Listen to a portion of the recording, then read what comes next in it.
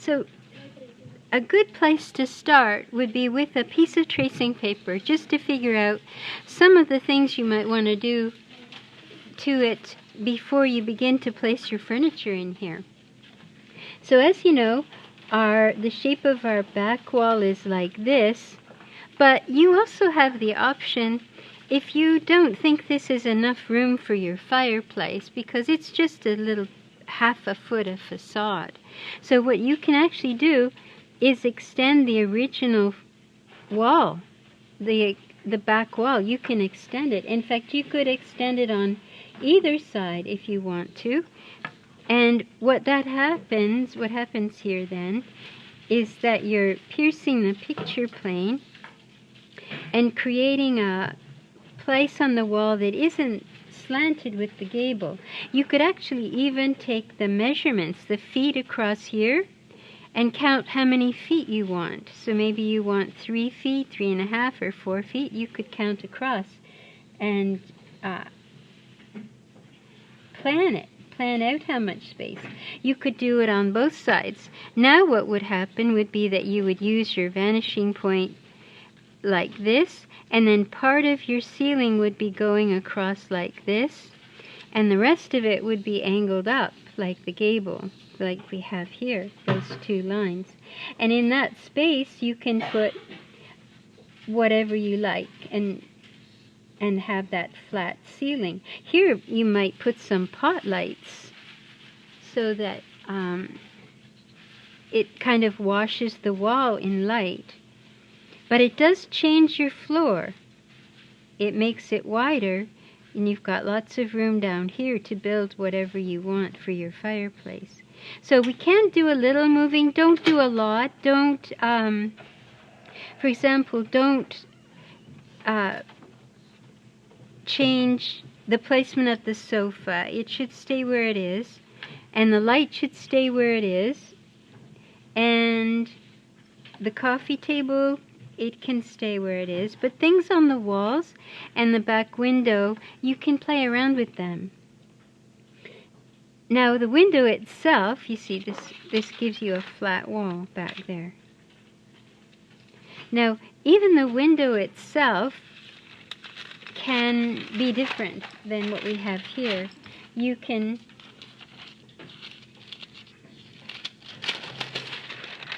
I was looking last week at some of your selections, and a number of you had windows with an arc at the top. Now I've cut the light out in this picture. It doesn't appear, and I'm leaving the walls the same. But if you would like to have an arc for your window back here, it's very easy to do it. We could actually put it up as a short arc, or maybe start sooner. Let's start sooner. I'll start again. That'll give us more room. So you go through a lot of tracing paper. That's the best way to do it, to see what's up. So I'm going to start down here about a foot into my window, and I'm going to go up about this far, and this is where my arc is going to be. So you just need to know where the middle is, and you just make half of the circle diagram, the diagram for the sphere. You just make half. And you divide that into 3, and you just make your arc. Remember though, it's a facing wall, so you have to bring this out to show that this part is facing us. It's our front frame for the window. But because it's eye level, you'll also see an underside. So you have to put a side here, because we're going to see. And then you bring up an underside. And you can estimate these. You don't have to go in and draw another box. You could just estimate what that would be. So that's easy to do. And your mullions, you just base your mullions on what the grid is giving you. You could absolutely do that. That would be easy to do. And then put in some more if you want them. Divide it up as you like. And you would do that in pencil first, and then any draperies you put over top, you would have this underneath. So that's an option. If you want, you can actually divide it up into more than one window. We've got a lot of space back there, so if you'd like to, or you could even put some of the window on this side, because this happens in libraries, I know, and part of the window on this side, and move your bookcase over here so that you have window in the corner instead of behind. If that is in your picture, you can do that. So that's something to think about, what you'd like to do with your window at the back. We also need something over the fireplace. So however your fireplace is built, whatever its shape it takes, we need to put something over top as well. A picture is pretty traditional, and if you're not in a traditional room, if you have different choices, then there might be some unusual piece of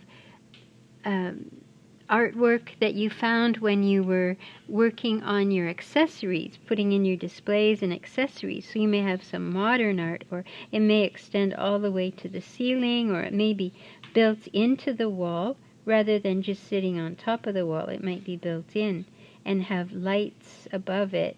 There are lots of installations now that look quite interesting for modern art. And we also have this big wall over on the other side. We're going to need to do something here. If you leave the bookcase where it is, you may end up wanting to make it wider for balance, because it's just not balanced anymore with the other wall. Or you can also put something on here. You might have another piece of artwork, or a mirror, or something that you could think of, or a wall hanging, something that you can put over here as well. And all of these things add to the atmosphere of the whole room that you're trying to create. And there are several little tips I can give you about how to figure things out proportionally. One of the most important ones of all is making an X. That really helps quite a lot. So if you're working on your fireplace and you have a top to your fireplace already, we have a top. Oops. So there's the top to our fireplace. And it's just very simple right now, just a simple box. But supposing in your reference picture, this fireplace has a larger mantle than it does the base. All you have to do is make an X from this corner through this corner and this corner through that corner, and you'll get a proportional box. Otherwise, you're just guessing, and you could end up with a real stinker. It could look really off. It won't look as if both things share the same center. And this is awkward to choose a depth for it, so you could choose at the back. In this case, I would choose at the back, because if you choose at the front, it could end up looking enormous at the back. So it might be better to choose at the front. And all I have to do now, it touches my X here, so I just transfer that along, and it attaches here. So now that's my new top. That's the new top for my fireplace mantle. And you might want to do that mostly because there's very little room there, and you want to be able to put some more atmospheric little things there, things that will contribute to your atmospheric adventures in your room. And don't forget, everything has to have a top, a front, and at least one side. Some will have two. And that's your That's your front and side.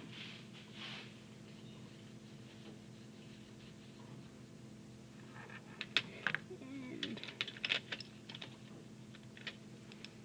so now we have it's proportional to my base. This works great for anything you're doing. If you're working on something as simple as a little planter even, you can do the very same thing. So if I start out with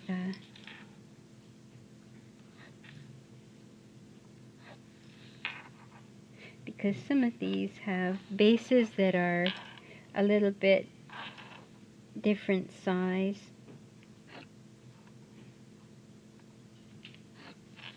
So now remember, with your 2-point object, we put that little fella in the corner, but you don't have to hang on to that. If you would rather move your 2-point thing, or if you want 2 or more 2-point elements, your space will look more realistic if you use more than one. That regimented, everything lining up look of 1-point perspective is a little misleading. Rooms don't look like that. So your client will get a better sense of their place, their space, if you change things around. So if this time the base is smaller, now I could even turn this into an ellipse if you have something round and it has a smaller base and a larger top or larger opening.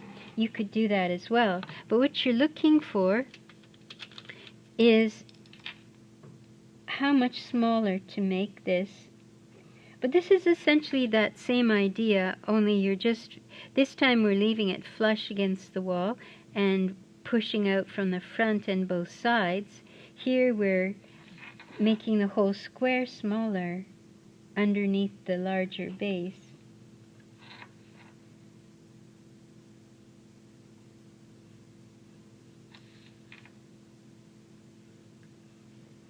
And you just bring that up as far as you need it to. Well, usually farther. As you know, we like cross corners and they make things more accurate. And then when you decide on how much of that smaller base you want, you can begin to cut it off. And it would help if your lines are straight. Lines are not straight. There. And that would give you, it's the oddest looking thing, but it tells you the story of how to get something with a, you can do the opposite. You can do something with a larger base and a smaller top. Do it the same way, only, but the thing that's making this work is that this has the same center as the top does. So here's the front of this part. And it's the same proportion, this little box, as the big box. And here's the side.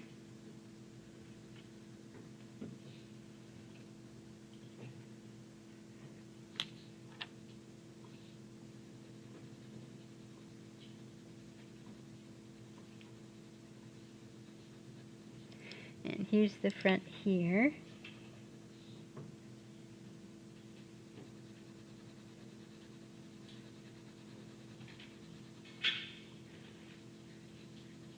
So that's a very important device. It really helps when you're trying to do things like that. Now, the other thing you're going to encounter, if you have legs on anything, that's another situation altogether. So, well, it uses the same device, really, in a way. So, if we have our coffee table, now ours is right directly down the center, but this is, but it would work the very same way. You take the original box. This will be difficult because I don't have a side. And so the best way to do this is to decide on your proportions on one side. So if I'm looking at my coffee table, it has a certain depth for the little box on the top. And then it has a length for its legs. So along this line, just the way we sized our sofa, you figure that out. And that will help. I'm going to just bring this over a little more, because coffee tables are a little wider. So if that's my top and that's the box, I've got a box on mine. Here's my vertical here. Don't forget though that everything has thicknesses. So the front of my coffee table has a thickness. Before I do anything else, I want to clock that so that I don't forget later. And so where these two cross, that gives me the back of it. So hopefully you're getting more comfortable with your boxes now, and you can easily put one together. Okay, so there's my top. I want my legs though. So I'm going to use that X again.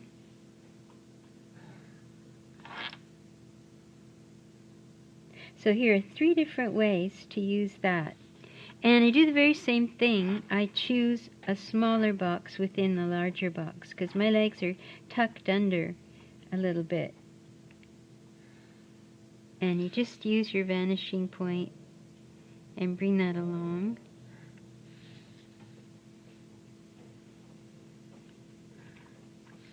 And this tells me that this back leg, it's going to be hidden. I'm not going to see it. And this one is hidden. I am going to see this one. And they're tapered legs, so I can just taper that leg. And taper this leg. And now I have the placement of my legs tucked under.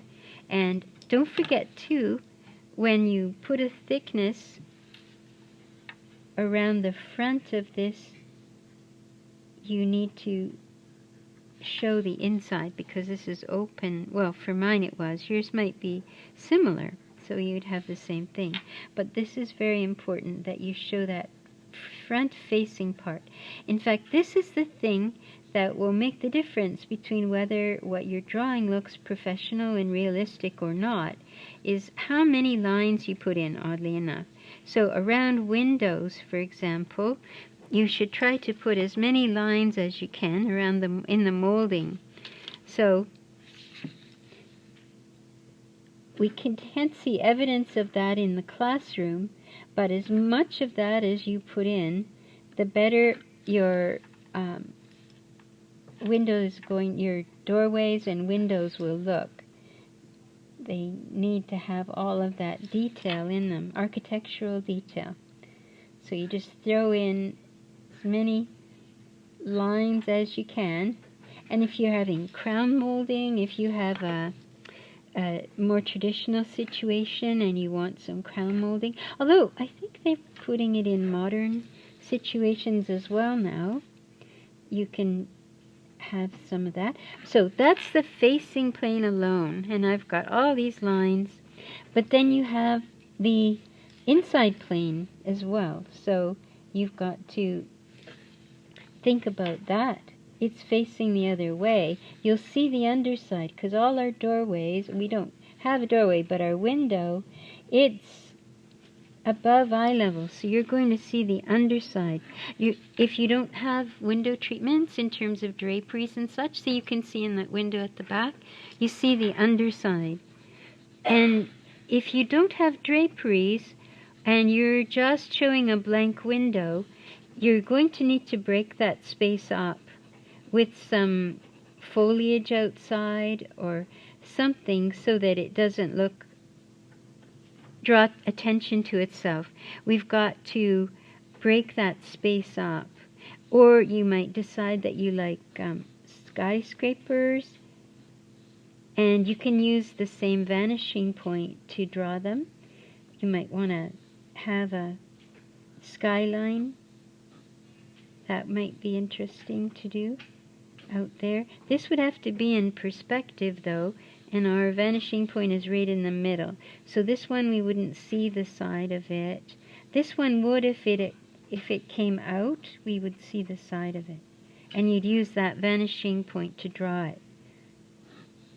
So if I have a building out here, I'd use this vanishing point to draw that building.